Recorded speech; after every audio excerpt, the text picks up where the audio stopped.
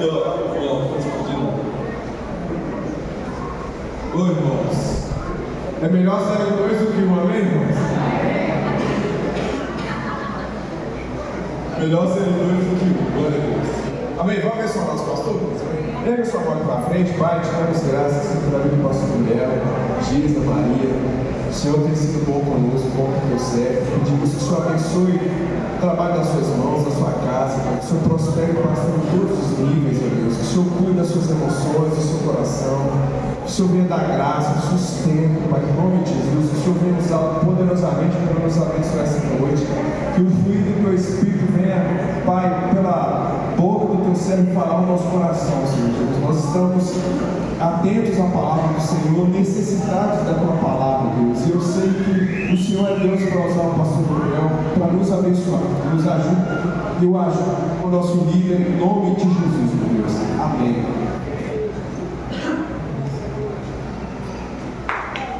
Glória a Deus. Boa noite, a paz do Senhor. Eu creio que está vindo um tempo novo de Deus para nós. Eu estou feliz por isso, irmãos. Que o Senhor tocou no meu coração nesses últimos dias, é que se estamos enfrentando lutas é porque a gente está na direção certa. Amém? Esses últimos dias foram dias assim, difíceis.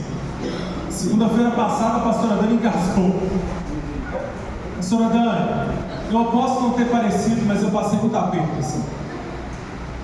Foi a primeira vez, viu, pastora Dani, que eu fiz a manobra de Heimlich. Foi a primeira vez. A pastora Dani engasgou, irmãos, e estava perdendo fôlego, começou a perder a cor, e quando eu cheguei ela já estava meio roxa já. Na segunda-feira passada, no primeiro dia do nosso mutirão, eu fui lá e cheguei, quando eu vi o que estava acontecendo, o Senhor me deu graça, eu lembrei da manobra, né, de Heimlich, aquela que a gente aperta o diafragma, pega a pessoa assim por trás e aperta o diafragma. E na segunda vez da manobra, a pastora desengasgou. Quando a senhora respirou, a pastora Dani, você respirou, foi um alívio tão grande. Aí eu calmamente falei com alguém que estava perto assim: pega um copo de água para ela. Respira, pastora, porque você tem que trabalhar muito hoje ainda. Mas por dentro, irmãos, quase que eu morri. Mas graças a Deus, eu faço. E, irmãos, em tempo nenhum me sinto inibido ou desmotivado, pelo contrário, encorajado e corajoso. Porque a obra e o reino de Deus requer de nós sejamos corajosos e que não retrocedamos. Amém? Amém. Quero dizer que a família Marchiori, nós temos acompanhado de perto, ligado. Ontem os pastores estavam ali com a família. E assim, estamos em oração pela vida do irmão Almir. E vamos continuar, amém? A Larissa deu informações hoje que ele já reagiu a estímulos. E ontem, uma das primeiras atitudes que eu tomei foi ver se ele reagia a estímulo. E eu dei um beliscão nele para ver se ele acordava. Irmãos, a pupila totalmente dilatada e inconsciente. Então assim, a gente sabe quando o negócio está sério. E o pastor Ricardo falou assim: eu vou fazer massagem. Eu falei assim: eu vou ventilar. E a gente, assim, em 3 momentos a gente viu que ele parou de respirar aqui. E assim, e a gente imediatamente voltou, retomou. E o nosso esforço, irmãos, é porque nós amamos cada um de vocês. Assim, pedir para ligar para o SAMU, para a gente fazer tudo debaixo de uma orientação, porque é assim que funciona. Quero dar uma orientação para a igreja. Nunca faça uma manobra cardiovascular e uma ventilação mecânica que alguém sabe soprar a boca sem uma orientação do SAMU. Que você pode atrapalhar processos. A primeira coisa que eu fiz foi, quando eu vi que ele não estava respirando, foi ligue para o SAMU. Quando o SAMU atendeu e falou: faça massagem cardíaca, nós fizemos massagem cardíaca. Quando eu falei: vamos fazer ventilação, o SAMU falou: faça ventilação e não pare até a gente chegar. Foi o que nós fizemos. Nosso esforço ali ao ser orientado pelo SAMU, era preservar a vida do nosso irmão. E graças a Deus nós estávamos ali, meu pastor, e dispostos, disponíveis para ajudar os irmãos e a igreja. E graças a Deus o irmão Almir estava perto de nós. E vamos continuar orando. Quando eu recebo a notícia que ele já reagiu a estímulos hoje, é mais que uma boa notícia, uma excelente notícia. Então vamos continuar orando. Amém? Amém. Glória a Deus. Dito isso, abra sua Bíblia comigo em Colossenses, no capítulo 1, no verso 15. Glória.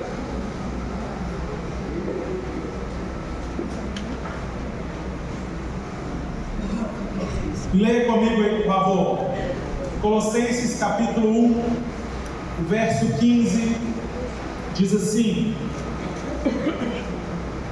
todo mundo achou aí? Encontrou no seu celular? Se comprometa comigo que se você for ler sua Bíblia no celular, só leia a Bíblia. Não dê atenção para o seu WhatsApp nem para as suas redes sociais. Não se distraia, não fique despercebido. Aqui não é muito tempo, são só 2 horas do seu dia, o resto todo você teve para se preocupar com outras coisas. Colossenses capítulo 1, verso 15 diz assim: Ele é a imagem do Deus invisível, o primogênito de toda a criação. Você pode orar comigo? Pai, nós te damos graças, Senhor, obrigado por essa noite, por esse culto, por esse tempo, por esse momento, pela tua graça inesgotável, pela tua bênção sobre nós, pela tua igreja aqui reunida. Senhor, muito obrigado, Pai. Pai, nós dedicamos ao Senhor o nosso coração. Te peço, fale conosco em nome de Jesus. Senhor, Espírito Santo, nos ajude nessa noite. Senhor, para que consigamos alcançar, Senhor, a Tua graça, para que sejamos impactados pela Tua graça e que saiamos daqui, Senhor, renovados, Senhor, com a nossa aliança renovada, com o nosso coração renovado, em nome de Jesus. Pai, muito obrigado, Senhor, porque o Senhor é a imagem do Deus invisível, o primogênito sobre tudo. O Senhor é Deus. E nós te agradecemos, Jesus, pela Sua presença aqui, porque nós cremos nela, porque estamos cumprindo o ID do Senhor.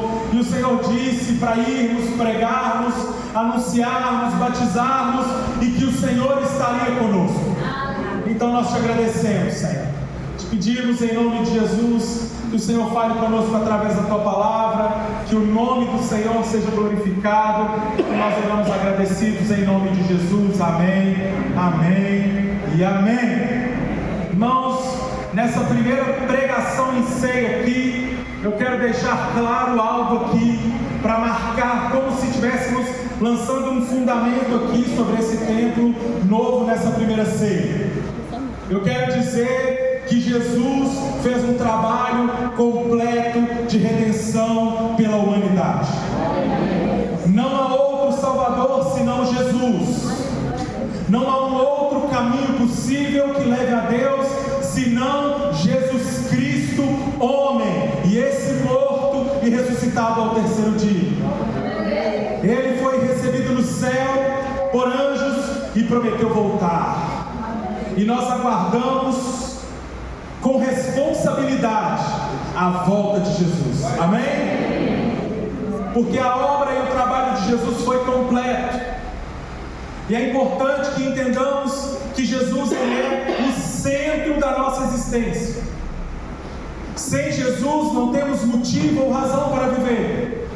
Sem Jesus não temos sentido na vida, nem para onde ir.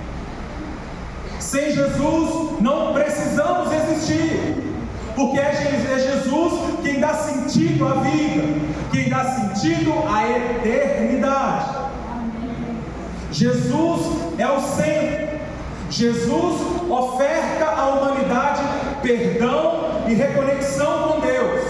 Por isso estamos aqui à mesa, observando que a mesa da ceia nós vemos que aqui está a mensagem que pregamos, que Jesus ele foi morto.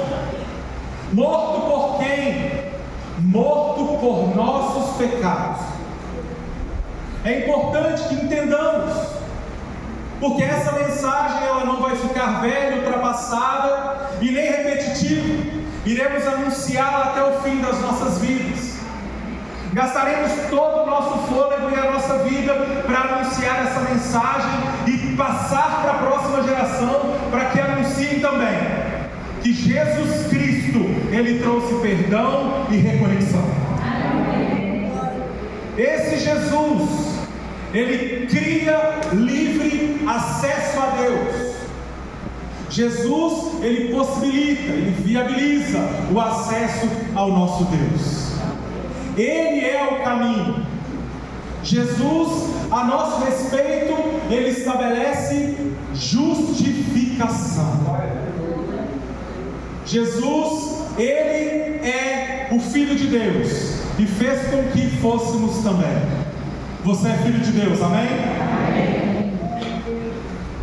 Jesus, Ele derrota a morte. A morte não pode vencê-lo.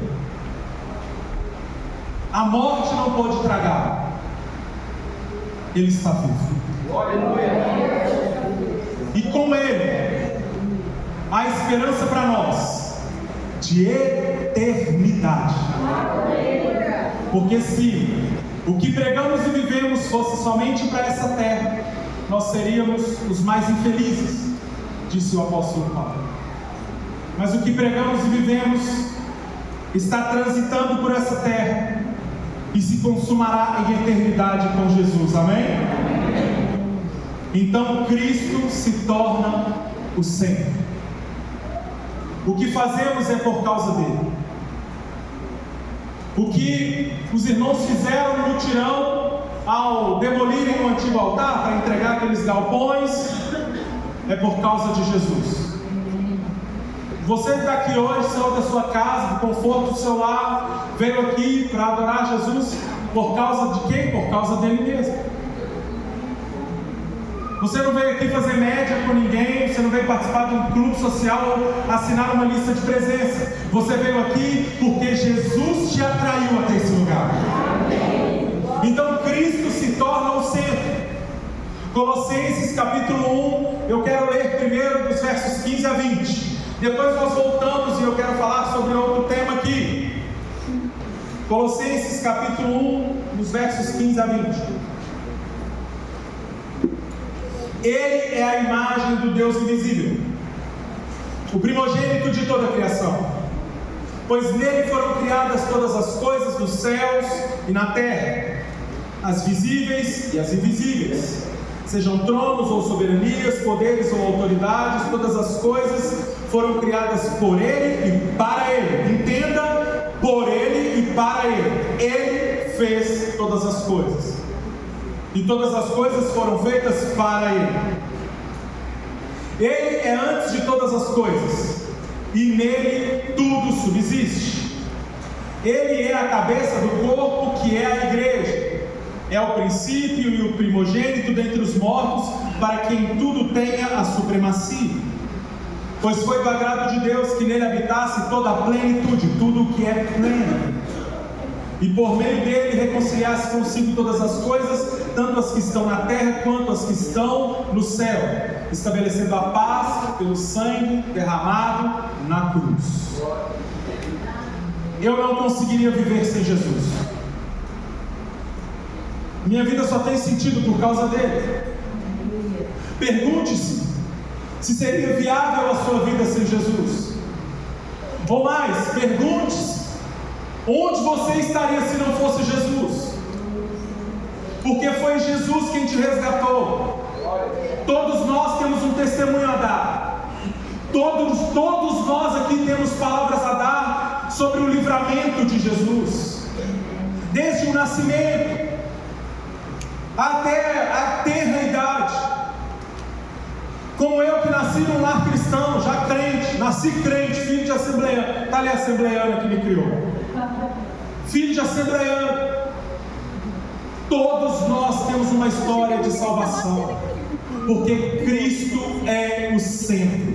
Ele é tudo para nós. Que fique gravado em nosso coração e que os anos contem a nosso respeito. que esse templo foi estabelecido sobre uma palavra, e a palavra é Jesus Cristo.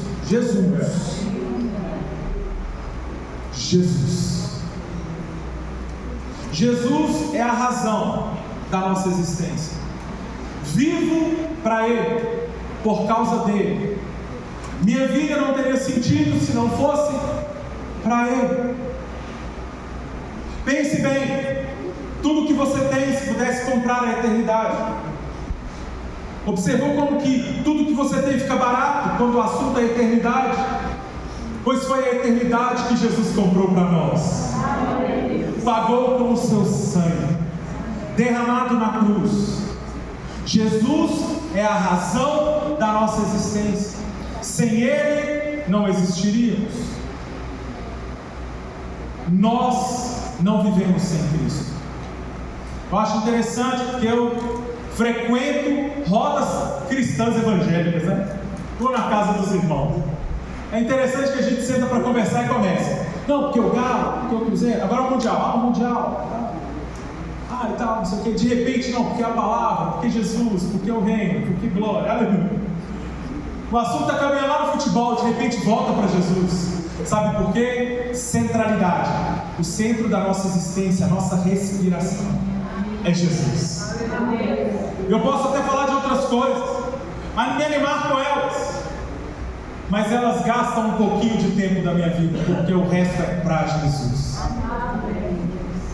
Hoje eu estou aqui diante de uma mesa, porque Jesus é o centro. Jesus é a fonte. Entenda, tudo que você precisa, tudo que você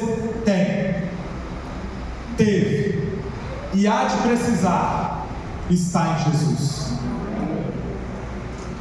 Eu fico pensando às vezes, se há um lugar em mim que não se preocupa em agradar Jesus, e eu fico preocupado com isso. Eu fico assim: Jesus, eu quero te agradar em tudo. Eu quero te agradar em tudo, absolutamente em tudo, rigorosamente em tudo, porque não tem nada em mim que não seja transbordado pela fonte que é o Senhor. Jesus é a sua fonte, meu irmão. Em nome de Jesus, entenda isso, entenda que a sua sede será eterna por Ele. Ele sempre te dará de beber e você sempre terá sede por Ele. Nunca ficará saciado. Não, agora eu já sei de Jesus o suficiente. Agora eu já sei sobre Deus o suficiente. Nunca será saciado. Mantenha a sua fome. Jesus, Ele nos reconcilia. Reconciliar é um trabalho tão extraordinário, porque nós éramos naturalmente culpados, condenáveis, mas Jesus escolheu nos reconciliar. Nos reconciliar com Deus, promover caminho. Ele reconciliou todas as coisas com Ele. A criação é reconciliada com Ele. Eu fui reconciliado com Deus, você também, por causa da obra substitutiva de Jesus. Nós não anunciaremos um outro Cristo nesse altar. Não seremos tomados pelo desejo de termos cadeiras preenchidas, e teremos que anunciar um outro Cristo. Não. Falaremos do mesmo Cristo que pregamos desde o início aqui há 15 anos atrás. Falaremos dele, da sua morte, da sua ressurreição, do seu trabalho de reconciliação. Sim, anunciaremos a reconciliação. O Colossenses aí que nós estamos lendo, no verso 10 ao 14, leiam comigo. É isso que para que vocês vivam de maneira digna do Senhor e em tudo possam agradá-lo, frutificando em toda boa obra, crescendo no conhecimento de Deus e sendo fortalecidos com todo o poder, de acordo com a força da sua glória, para que tenham toda a perseverança e paciência com alegria, dando graças ao Pai, que nos tornou dignos de participar da herança dos santos no reino da luz. Verso 13: pois Ele nos resgatou do domínio das trevas e nos transportou para o reino do Filho amado. Verso 14: em quem temos a redenção, a saber, o perdão dos pecados. Não há outro que poderia te perdoar. Não há outro que teria te perdoado como Jesus. É constrangedor saber que às vezes pecamos de maneira repetitiva. Ao nos aproximarmos dele, confessamos o nosso pecado de novo para nós. Para ele não. Porque o perdão para Deus não é brincadeira, mesmo que seja para nós. Porque ao sermos perdoados, o ideal seria que não errássemos de novo. Mas ao errarmos de novo, temos nele o perdão. Mas entenda que o perdão repetido de Deus não nos dá lugar para vivermos pecando de maneira desordenada, opcional. Não. Santidade é um estilo de vida. Pecado é acidente. A obra de Jesus ao nos perdoar foi perfeita e completa. E Jesus me perdoou hoje. Como é bom ser perdoado. Amém. Davi, em certo momento, ele falou: Senhor, me lembra dos pecados que cometi e não sei quais são. Irmãos, o que o Senhor Jesus fez por nós é muito maior do que podemos imaginar. Porque Jesus, ele nos perdoou antes que existíssemos. Ele fez por nós o que não tínhamos consciência. Por isso estamos aqui, porque ele nos perdoou. Jesus, em Jesus, no Cristo que pregamos, nós temos a dignidade de filhos. Você tem consciência que é filho, filha? Você pode perguntar para o seu irmão assim: você sabe que você é filho, né? Sabe que você é filha, né?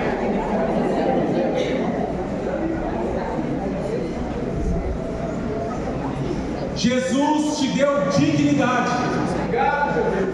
Jesus te fez membro e parte do corpo. Ao ser órfão, ele se tornou seu pai. Ao ser único, ele se tornou seu irmão. Ao ser abandonado, ele te acolheu. E ele é o seu Deus. Nele nós temos dignidade de filho. Sou filho. E os irmãos, meu Deus, o quanto foi importante para mim no dia que o Senhor falou comigo assim: eu te escolhi para nascer.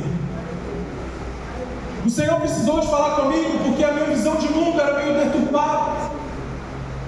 E quando eu entendo que o Senhor me chamou à existência, eu entendi a dignidade de ser filho de Deus, a honra de ser filho. Naquele dia, a partir daquele dia, os meus olhos mudaram. Eu entendi que eu era parte de uma família, que eu era filho, que o Senhor tinha me desejado. O Senhor me quis e me trouxe à existência.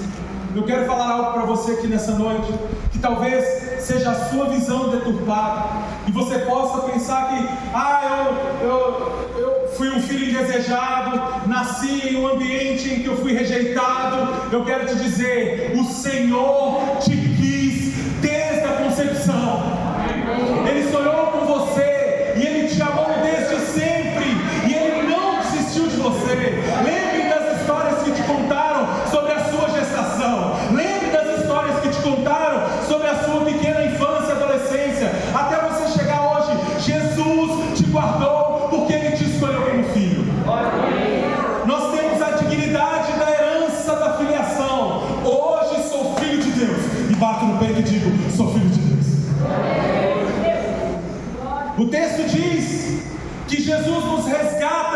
domínio de trevas e nos transporta.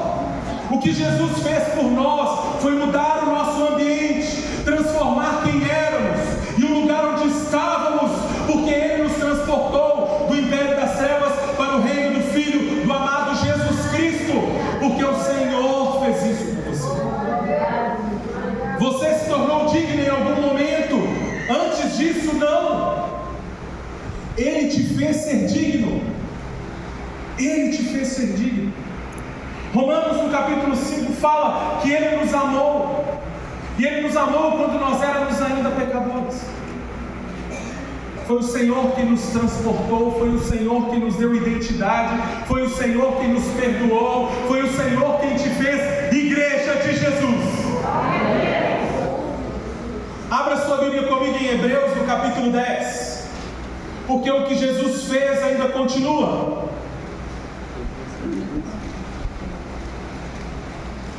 Hebreus capítulo 10.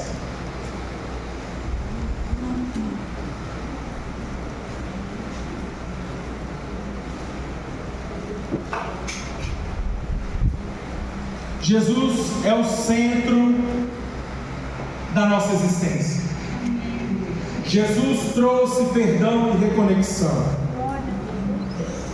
E esse Jesus em Hebreus capítulo 10, a partir do verso 19, diz assim: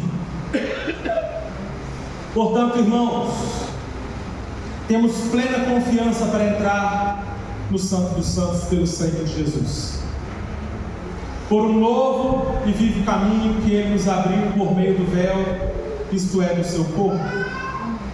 Temos, pois, um grande sacerdote sobre a casa de Deus. Sendo assim, aproximemo-nos de Deus com um coração sincero e com plena convicção de fé, tendo os corações aspergidos para nos purificar de uma consciência culpada, e tendo os nossos corpos lavados com água pura.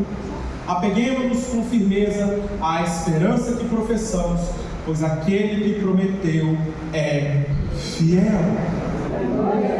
Jesus conquistou para você livre acesso. É que às vezes nos comportamos como pessoas que não entendem. Nos aproximamos de Deus já assim, ó Deus, desculpa porque não. O Senhor nos deu graça para entrar nesse lugar. O escritor aos Hebreus está dizendo assim: ei, o lugar mais santo que existia era o Santo dos Santos. Se você entende sobre o Santo dos Santos, você vai entender algo. O sangue de Jesus nos deu acesso ao lugar mais íntimo da presença de Deus. É uma tipificação do que Cristo comprou para nós aqui, o Santo dos Santos. Porque o Santo dos Santos, ele é exposto pelo véu rasgado. O que o escritor aos Hebreus está dizendo para nós é assim: agora Deus é acessível. Deus é acessível. E Jesus comprou isso para nós com a sua morte. Agora nós temos livre acesso. Agora Jesus nos deu um lugar, e esse lugar é um lugar da intimidade, da proximidade, o lugar do relacionamento. Jesus comprou para você e comprou para mim. Jesus nos deu acesso a esse lugar onde era Ele e o Pai. Ele, o Pai e o Espírito, em perfeita unidade. Jesus nos dá acesso ao Pai. Jesus nos dá acesso à sua intimidade. Ele compra isso para nós. Jesus se torna então aqui para o judeu, para que o judeu entenda e para que nós entendamos também. Ele se torna o grande sumo sacerdote da casa de Deus. É Ele quem levou. Ele é o Senhor. Ele é o grande sacerdote. Para quem é religioso, Ele é o grande sacerdote. Para quem não é, Ele é o grande sacerdote. Sabe por quê? Porque esse é o Cristo que cremos. Ele é o nosso Senhor, Ele nos deu acesso.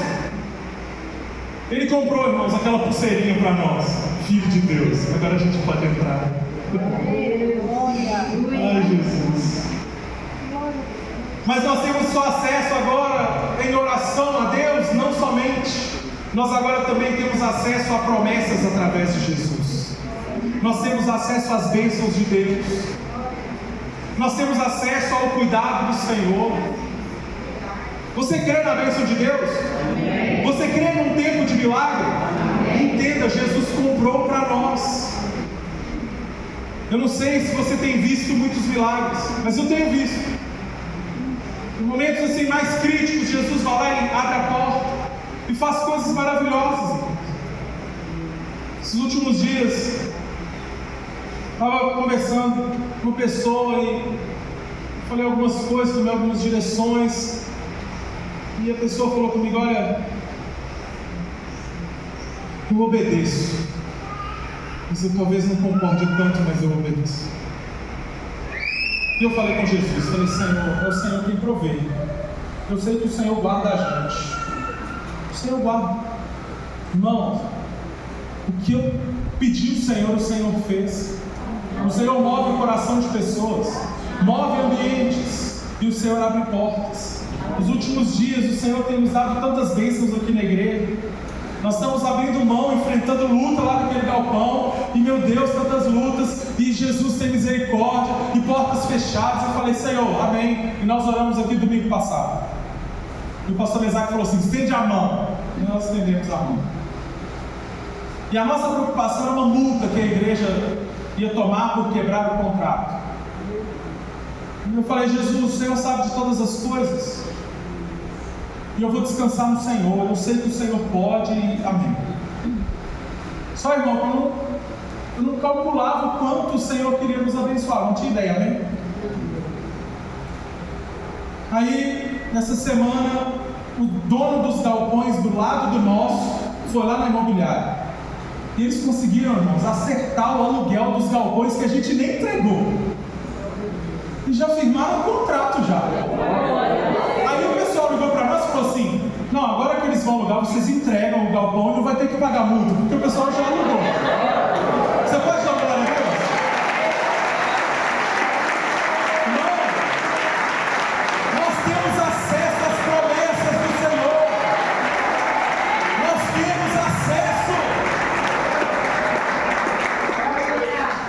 Aí você pode pensar assim: isso já é uma grande bênção, amém? A gente não tem que gastar 36 mil reais. Mas o nosso pé ainda está russo. As irmãs que estão de sandália, não precisa de levantar a mão. A gente está saindo, as irmãs que vêm com sandália, vem com o olho fechado, irmão. Você fez a unha, seu pé vai voltar russo, dá glória a Deus. Mas o Senhor levantou uma pessoa e falou assim: pastor, eu vou pagar pela tinta do chão. E já está paga, irmão, a tinta. Irmão, eu não precisei de ficar desesperado. Eu já sou assim meio naturalmente desesperado, nem precisei. A tinta já está paga, irmão. É só buscar amanhã. Amém? Nós vamos pintar o chão bem bonito. Eu estou falando nós, viu? Amém? É você mesmo, né? Você mesmo, amém? Nós vamos dar primeiramente aqui uma boa lavada. Eu já estou enxergando pela fé o serviço já, viu, irmão? Tá, glória. Depois que a gente lavar bem aqui, tiver bem limpinho, aí vai dar uma secadinha, aí nós vamos passar aqui o negócio para segurar essas pozinhos de poeira que ficou para trás, que é um fundo preparador. E depois nós vamos pintar o chão da igreja. Bem bonito. Não fica perturbada a sua alma, não. A gente tem pensado sempre uma cor muito parecida com o que é o chão mesmo. Nada de preto, azul, rosa, laranjado, nada não. Parecido com o que é o piso mesmo. Os pastores vão decidir daqui uns dias, vai estar tudo resolvido. Porque nós temos acesso às promessas. E eu precisei de dar uma oferta, usando a igreja, irmãos. E eu falei assim: não, o Senhor proverá. O Senhor proverá. E sabendo que nós estamos num momento difícil, eu ainda falei assim: não, nós vamos dar uma oferta. E hoje, exatamente hoje, o Senhor levantou uma pessoa que não é do nosso arraial, e deu uma oferta para nós de 20 mil reais. Irmão, nós vivemos.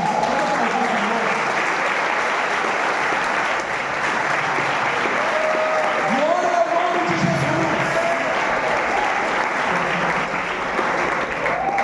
Irmão, deixa eu te falar, nós vivemos debaixo de promessa. Eu confio em cada uma das promessas do Senhor. A primeira é que Ele estaria conosco e não nos desampararia. E depois, meu irmão, é Ele quem prometeu e Ele é fiel para cumprir.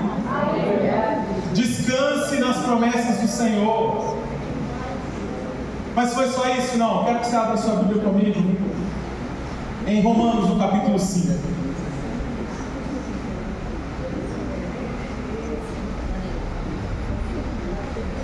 Jesus conquistou por nós. Jesus fez por nós. Ele fez com que se tornasse o centro para nós. Ele é o centro. Ele trouxe perdão, reconexão. Ele trouxe o livre acesso. E Jesus trouxe, providenciou justificação. Entenda que o texto é Romanos capítulo 5, a partir do verso 1. Recentemente eu falei aqui sobre esse texto, mas eu quero repeti-lo aqui e dizer para vocês a importância de termos consciência da obra e da justificação de Jesus. Romanos capítulo 5, verso 1: tendo, pois, sido justificados pela fé, temos paz com Deus, por nosso Senhor Jesus Cristo, por meio de quem obtivemos acesso pela fé a esta graça, na qual agora estamos firmes. Entenda, estamos firmes na graça da reconciliação. Amém? Amém. E nos gloriamos na esperança da glória de Deus. Então, reconciliado, agora eu me alegro em quê? Na glória de Deus. A minha vida não se resume a isso aqui mais. Agora é na glória de Deus. Aí o apóstolo começa a dizer assim: e não somente isso, não somente me glorio na glória de Deus, em que irei para o céu, viverei com Cristo. Não, não só isso, mas também nos gloriamos nas tribulações. Porque sabemos que a tribulação produz perseverança. A perseverança, o caráter aprovado. E o caráter aprovado, a esperança.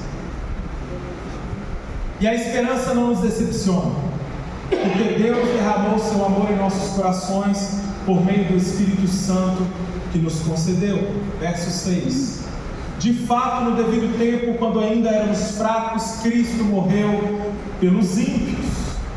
Dificilmente haverá alguém que morra por um justo. Pelo homem bom, talvez alguém tenha coragem de morrer.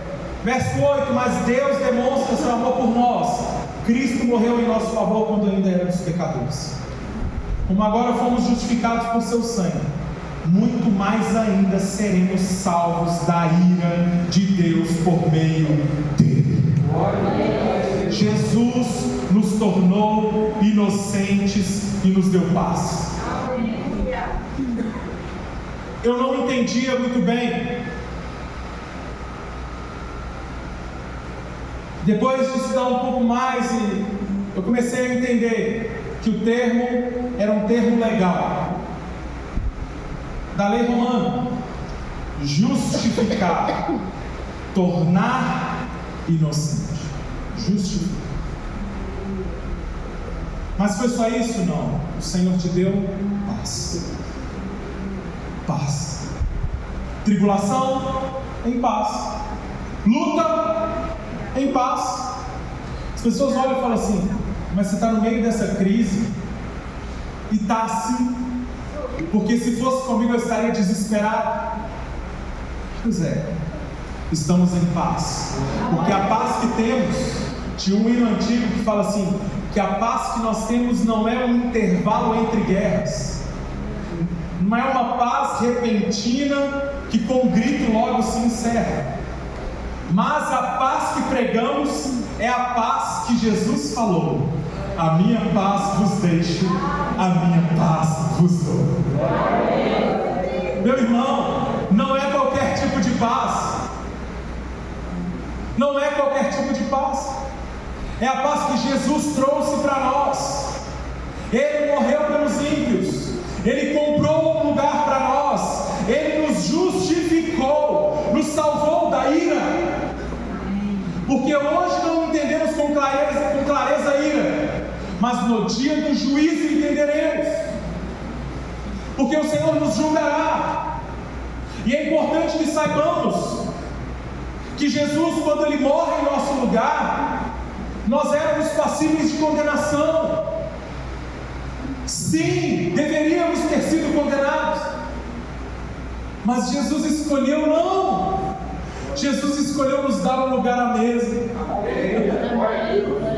A primeira vez que eu ouvi a canção do Eli Soares, que fala assim: tem lugar à mesa, eu falei, meu Deus, como eu chorei, porque eu pensei nesse texto, lembrei, Jesus o Senhor comprou um lugar para mim, à mesa. Você entende que você hoje tem um lugar à mesa? Você entende? Que o pão e o vinho, o Senhor comprou um lugar para você compartilhar. Hoje Ele te chama de filho. Jesus nos livrou da ira. Eu fico pensando que o texto diz em Mateus no capítulo 24 que o Senhor vai falar com um grupo de pessoas assim: eu não conheço vocês. Eu não sei quem são vocês. Se nós estudamos um pouco mais de Bíblia e entendemos sobre Deus, sobre o Pai, o Filho e o Espírito Santo, nós sabemos que eles são soberanos, onipotentes, onipresentes e oniscientes. Eles sabem de tudo, de todos, de todas as eras, do passado, do presente e do futuro. Porque o tempo é muito pequeno para eles estão fora do tempo, Pai, Filho e Espírito Santo. Jesus, na plenitude dos tempos, que diz em Gálatas, em Colossenses, que essa plenitude, Jesus vem e faz uma visitação na plenitude dos tempos aqui, e encarna, mas foi um período de 33 anos e mais algum tempo depois da sua ressurreição. Fora isso, Jesus, o Pai e o Espírito Santo, eles estão fora do tempo. E o que Jesus fez por nós foi nos livrar da frase: eu não vos conheço. Entenda que ser livre da ira de Deus é ser livre da condenação eterna. Quando pregamos o Cristo aqui, quando anunciamos o Jesus que vivemos aqui, estamos falando desse Cristo que nos livra da penalidade eterna, que nos levará para o céu com Ele e não permitirá que iremos para o inferno junto com Satanás e os seus anjos na condenação e consumação de todas as coisas. Eu creio nesse Jesus, vivo essa esperança, que se hoje Jesus chamar a minha ceia, estarei com Ele nos ares, estarei com Cristo e não tenho medo, porque Cristo comprou um lugar para mim. É isso, irmão, ser livre da ira, é entender que o juízo de Deus, o juízo que será sobre aqueles que rejeitaram a mensagem da cruz, não está sobre nós. A palavra diz que todo joelho se dobrará e toda língua confessará, e nós agora, nesse tempo, já dobramos o nosso joelho e já confessamos Jesus Cristo como nosso Senhor. Ele é o nosso Senhor. Jesus te deu acesso. Jesus te deu um lugar. Ele te justificou e te livrou da ira. Esse é o Evangelho que cremos. Jesus comprou para nós filiação. Abra sua Bíblia comigo, 1 João capítulo 3, o verso 1.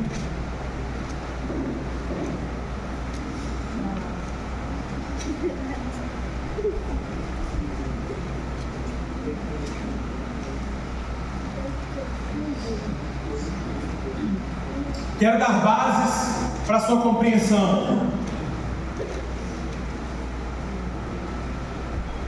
você foi justificado, transformado em filho, e veja o que o texto diz, 1 João capítulo 3:1.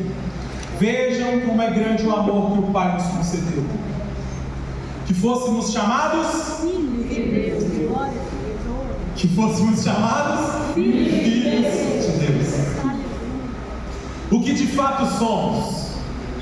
Por isso o mundo não nos conhece, porque não o conheceu. Para as pessoas lá fora somos malucos religiosos, e quando nós falamos da nossa fé, às vezes somos tratados como radicais, como doidos, mas é a convicção de quem sabe que é filho. João, o Evangelho de João, capítulo 1, os versos 12 e 13, diz assim, João, capítulo 1, 12 e 13: Contudo, quanto aos que receberam, aos que creram em seu nome, deu-lhes o direito de se tornarem filhos de Deus, os quais não nasceram por descendência natural, nem pela vontade da carne, nem pela vontade de algum homem, mas nasceram de Deus. Filiação. Gálatas capítulo 3, os versos 26 a 29, diz assim: Todos vocês são filhos de Deus mediante a fé em Cristo Jesus. Pois os que em Cristo foram batizados, de Cristo se revestiram. Não há judeu, nem grego, nem livre, nem escravo, nem livre, homem nem mulher, pois todos são um em Cristo Jesus. Se vocês são de Cristo, são descendência de Abraão e herdeiros segundo a promessa. Em Jesus, nós somos filhos de Deus. Em Jesus, nós somos nascidos de Deus. E em Jesus, somos povo de Deus. E todos quanto receberem serão povo de Deus também. Com promessas de Abraão, como diz o texto.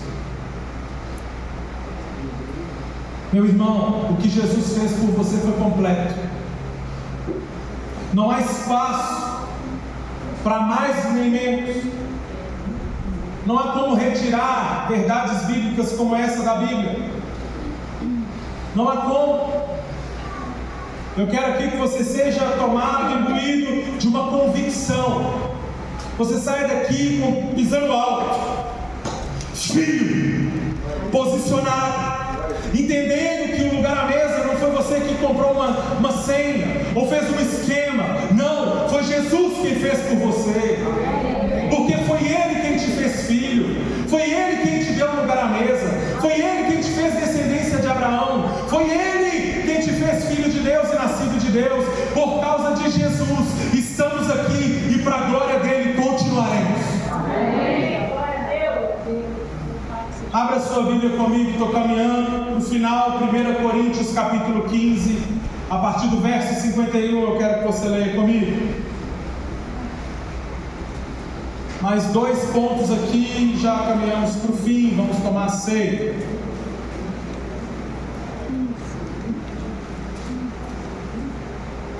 Primeira carta de Paulo aos Coríntios, capítulo 15, verso 51.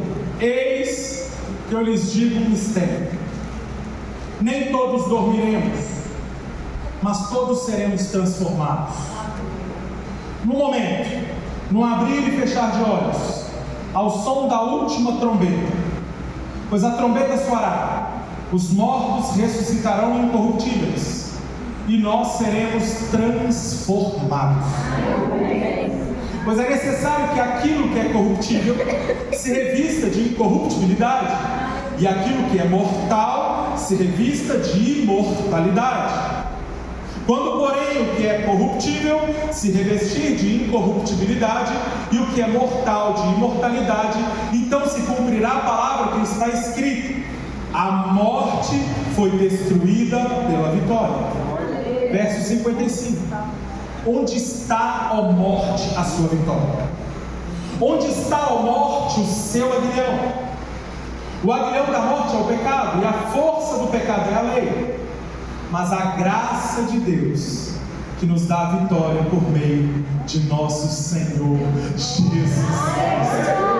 Você pode dar uma glória a Deus? Irmão, nós não estamos aqui somente esperando e transitando aqui.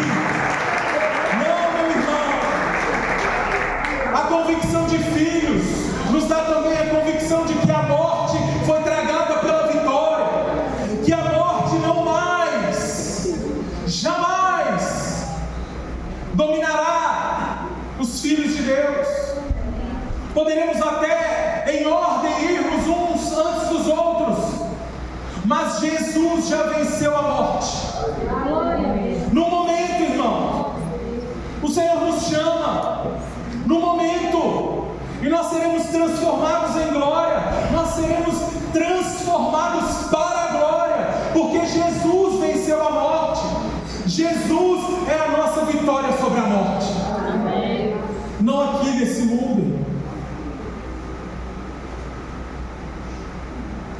Entenda que essa passagem de morte será da morte para a vida, e Jesus comprou isso para nós. Jesus é esse. E eu quero encerrar a sua Bíblia em João. Quero chamar o ministério de louvor aqui, vem à frente, meus amados. João capítulo 5, verso 24. João capítulo 5, verso 24.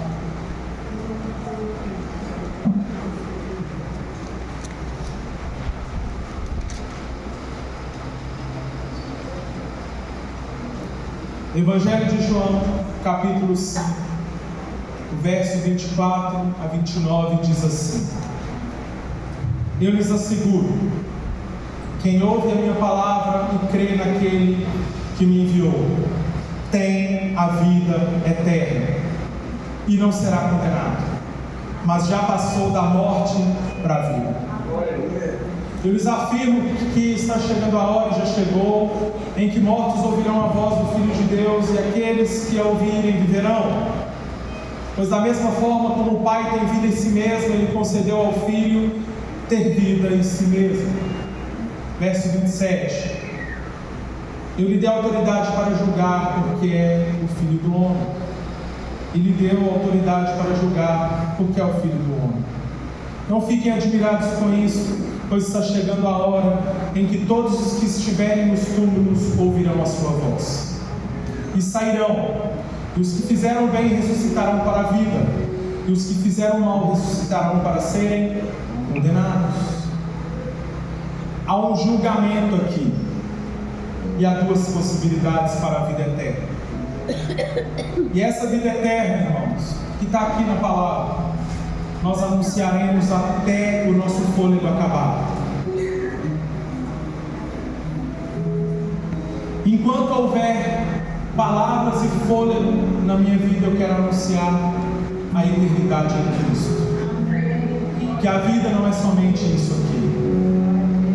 Que somos herdeiros, filhos, fomos comprados. Que isso tudo que vivemos aqui é parte de um processo que está acontecendo agora em eternidade já. Você crê nisso? Amém. Que isso que estamos vivendo já é um processo de eternidade. Queremos transicionar, sair daqui dessa transitoriedade e vamos para a eternidade. Mas é necessário que estejamos prontos para nos encontrar com Ele. É necessário que avaliemos bem a qualidade e o tipo de evangelho que vivemos, porque quem estabeleceu a nossa eternidade foi Jesus. Não é do nosso jeito, não é do seu jeito, é do jeito de Jesus. O padrão não é a nossa opinião, o padrão é o que Jesus mandou. Irmãos, nessa noite, que é uma noite de ceia, a palavra vai nos orientar que devemos nos examinar, que devemos olhar para dentro de nós e e a partir do Evangelho observarmos que tipo de vida levamos, quais as decisões que temos tomado, quais têm sido as nossas opiniões, a nossa fala, o nosso comportamento. O autoexame não é permitido eu fazer sobre outro, né? Que é autoexame, eu não posso examinar outro. Tanto que os nossos diáconos, eles são orientados a servir a ceia para todos que quiserem. Eles não podem rejeitar da ceia para pessoa nenhuma aqui, porque não é o diácono que escolhe quem toma ceia, é a pessoa que se examina e toma ceia. Irmão, examinar-se é você e Deus. Eternidade será você e Deus. Não podemos jamais nos desapegar da mensagem que vivemos. Nós estamos aqui transitando e passando por esse deserto chamado nossa vida, que para alguns tem um tempo, outros outro tempo, mas todos nós estamos passando por esse tempo aqui, para vivermos a eternidade com Deus. É necessário que nos examinemos, é necessário que avaliemos, porque nessa noite o Senhor te trouxe aqui para restaurar a comunhão com a aliança. É necessário que você olhe para dentro e restaure esse tempo de comunhão com o seu Pai, porque estamos passando por aqui e entendendo e aprendendo eternidade para vivermos com Ele. Entendemos o perdão, vivemos o perdão, aceitamos a filiação, fomos justificados como não poderíamos fazer, porque Ele escolheu fazer. É isso que pregamos aqui neste lugar, é isso que vivemos, e é por causa disso que continuaremos.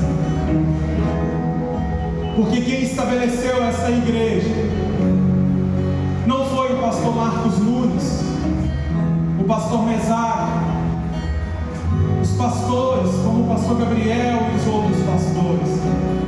Não, quem estabeleceu a igreja do Senhor foi Jesus Cristo, e Ele não errou.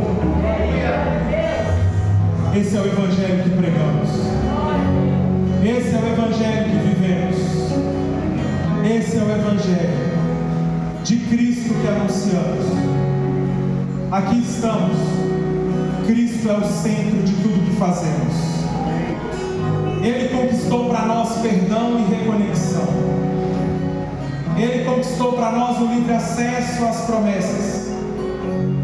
Sim, sim, Ele nos deu justificação, filiação, promessas da derrota da morte e a eternidade com Ele. E eu quero que você fique de pé no seu lugar. Eu quero chamar os nossos diáconos